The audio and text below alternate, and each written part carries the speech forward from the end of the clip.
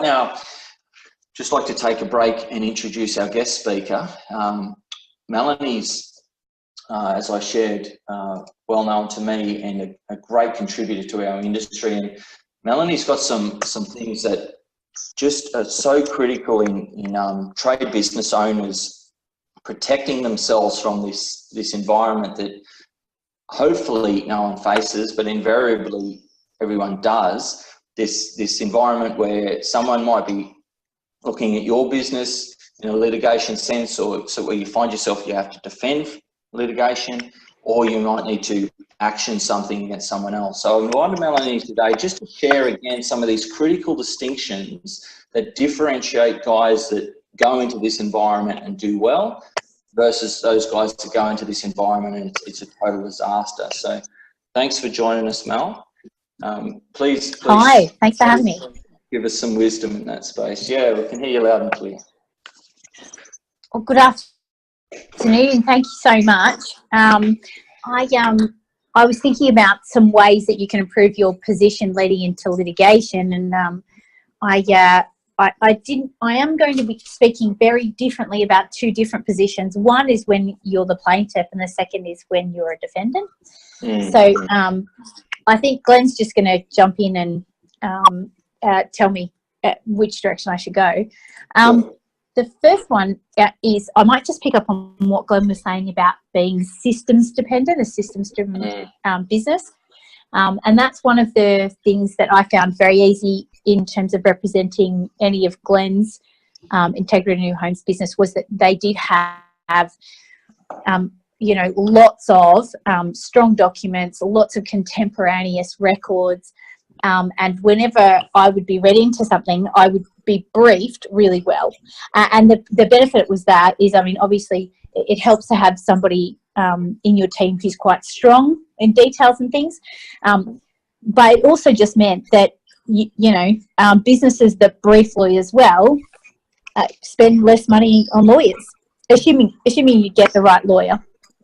So the first thing I think is that good contracts, in my view, are plain language. They're direct, they're active voice, they don't necessarily go for 40 pages. They're simple, straightforward documents that just record the important aspects of the deal. That is, who does what and who pays for what. Gearing it towards builders and subcontractors, obviously we want to have a very plain language exclusion which says, look, anything that hasn't expressly been provided for, that we expressly say I'm going to do A, B, C, well, that's outside of the bargain that we're doing. You know what I mean? We're not trying to rip you off. It's just that if it's not listed here with a number next to it, we haven't allowed for it, and we don't think we're going to be giving it to you. And if those things come up, and that's invariably always where we end up in disputes with people, is that who has to pay for what. And so often, I don't know why, but we hide these exclusions. We hide them in 5 different clauses throughout a 10-page, list of special conditions, where I think a better way to do it is to say, listen, here's the quote. If it's not included in this, it's excluded, and what that means. Because so often in our quotes we say, this hasn't been allowed for.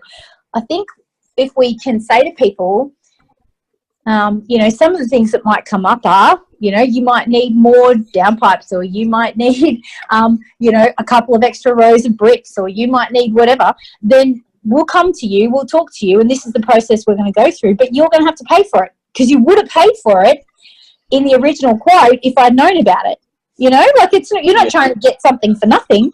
I'm going to give you X amount of lineal meters. If you need more lineal meters, you pay for more lineal meters. So in terms of, yes, sorry, Mel, just to reinforce what you're saying. So your contract is saying if it's not mentioned here, you're not getting it, and there's some specific clauses that can be developed to communicate that clearly. That's one of the fundamental things you're saying. Yes, yeah, it is, yeah. And look, I think the other thing about it is there's this mistaken idea that the longer the sentence and the more convoluted something is, the better it is legally, and that's just not true. Short, straight talking correspondence, short, simple clauses, plain language are always going to be preferred, because a court will say, you know, a classic one is, you know, you have something like, let's say you're a concreter, and your quote says, you know, look, you're going to provide the sub base, it's going to be compacted to whatever, I'm going to lay this type of concrete at this kind of MPA, I'm going to use these sorts of spans, and these, I'm going to do these saw cuts. And then what you do is you say, but concrete cracks. Your concrete is going to crack over time. Concrete cracks, right? You can expect to see line cracks. Now, that's obviously, it's all about, you know, weighing up, being straightforward and honest, and in a plain spoken way with, you know, your sales, right? You know, I know that, you know, you've got to balance those two things out. But to me, I find that things that are, for example, you know, where, you know, you've got a builder like Integrity New Homes that's got display homes. One of the things that I've always liked in the contract is the very plain spoken way we say, what's in this contract is what we're going to build for you. We can't know what's in your head. We don't know which display homes you've gone to. We don't know what you've seen and what you like, and, you know, so you have to make sure that what's in this document is what you want, because we can't know what you want. So, you know, if you've had a conversation with somebody, don't assume that we've incorporated that conversation. You need to make sure that whatever was subject of that conversation is now in this contract, because this contract is the whole thing. And that's a departure from, you know, the very formal legalistic, you know, you've got 16 clauses talking about, you know, this is the entire agreement and any previous representations are excluded. I think that if people aren't comfortable with their own contracts, then what they do is quite often they just don't enter into a contract. You know, they have a quote, you accept the quote, and off they run. And that's a shame, because there is a place in between having no contract and having a 50-page contract. And that is you have a simple, clear document which says, here's all the things I'm giving you, here's all the things you need to do, and this is what happens if we end up in dispute. And that's a really important thing, is to have some kind of dispute resolution system, because the courts are overloaded, right? They don't have the resources to be to be deciding everybody's disputes. So they will enforce clauses which say you cannot go to court and you cannot go to fair trading until you've met me on site. You know, you know, and I know that's the standard kind of clause 36 in the HIO contract. That will be upheld. The thing about it is that, unfortunately, sometimes we go into those meetings thinking, well, this is just an opportunity for me to reinforce my position. And you know, a little bit later on, I think I was going to talk about being a defendant and how much that sucks. And that even when you're a defendant, even when you're in the right, it's going to cost you money, you know? And you know, so many of, I think, the people that you're working with are obviously the right kind of people, because they're going out and getting information, and they're looking to advice, and they value early advice. If I was to give people early advice, I would say you have to make commercial decisions, and that means that you have to do that across your business. If that means you have to make an allowance in your profit margin across the whole business, that 1 out of 100 jobs is going to go terribly, that's how it is, because there are just crazy people in the world, and even when you do the right thing, you have no control over what they're going to do and how they're going to make your life hell. And you're going to end up at some point, hopefully not, but you may end up on the receiving end of a claim which is 99% nonsense, and people just run away with it, whether they get a bad lawyer or whether they're in a bad emotional place, or whether, you know, they have legitimate issues, you know, and they just cannot see reason. They can drag you through months and months and months and even years of litigation. And even at the end of all that, you can end up having spent a whole lot of money and not get it back from that person because they've gone into bankruptcy or whatever. So an early commercial resolution, even when you're in the right, is better than escalating a dispute with a crazy person, is my view. And sometimes you can't tell that they're crazy until you're in a dispute. They seem okay all the way through the build. And so my advice with that is obviously don't bluff, don't escalate disputes if you can't. And if you don't think that you can resolve a dispute, engage somebody else, get somebody else in. You know, someone like Glenn. You know, it doesn't have to be a lawyer. It just has to be someone who's calm and who you trust and that you think the other party will trust as well.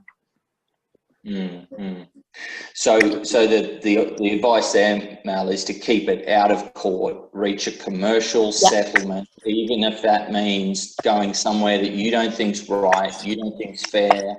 You still want to do everything in your power to keep it out of court if someone's bringing a claim against you. It is. It's peace at all costs, right? And that's advice from somebody who, you know, who makes money out of disputes, right? It's not good for anybody. The last thing you want is a client who's a defendant, who's done everything right. That's the worst kind of case for me because I've got no control. I can't prevent it continuing for months and months. Like, you know, there's no sensible short way to cut those things off. And my suggestion would be is that if you're talking to other people in other trades and they happen to say, oh, I ended up in the NCAT once, take the time, take the 10 minutes or whatever and say, tell me about that. What was that like? Because anybody who's been through it will emphatically say, if I could go back in time, I would just throw money at it to make it go away. I don't think I've ever had a client at the end of a defended dispute who's gone, I'm really glad we defended that. I'm really glad we stood our ground.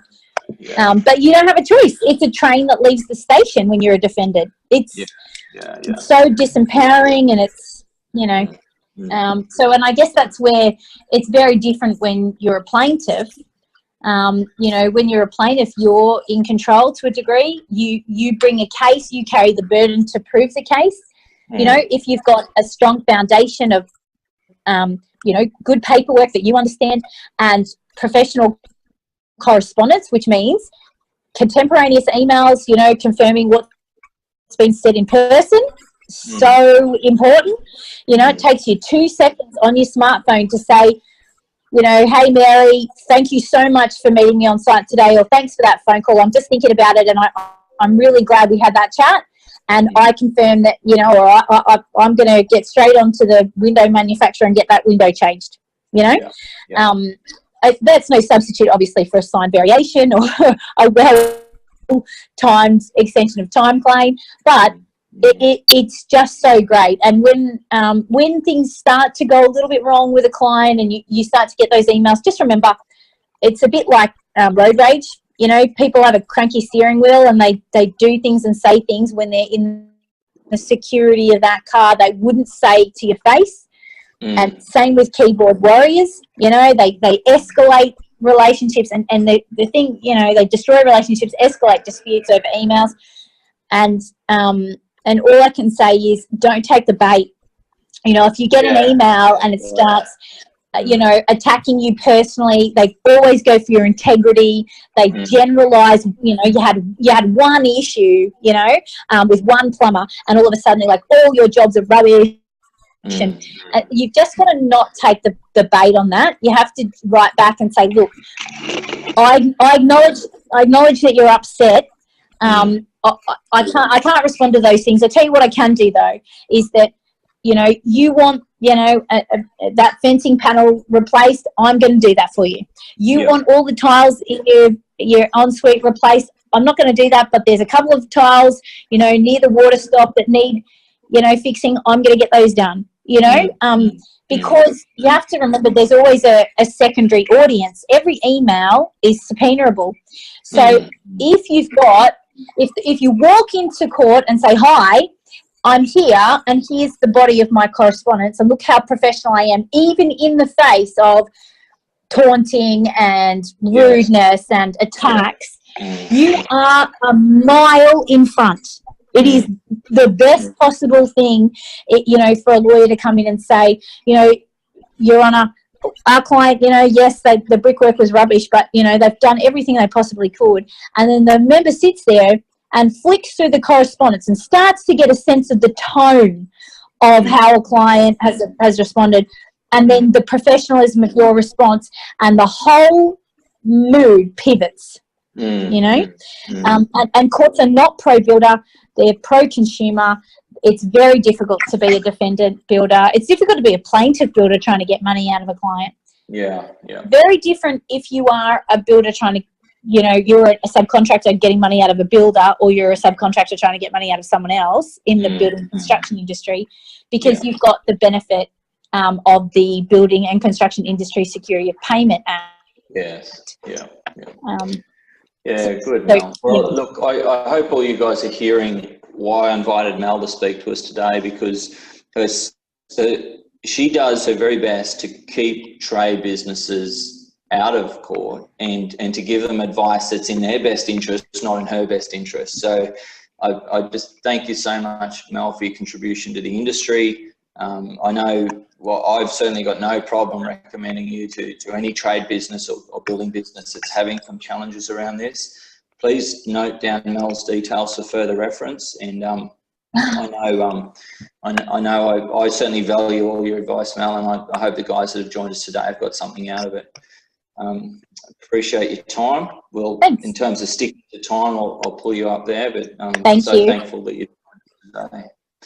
And we'll wrap things up with the final thoughts and the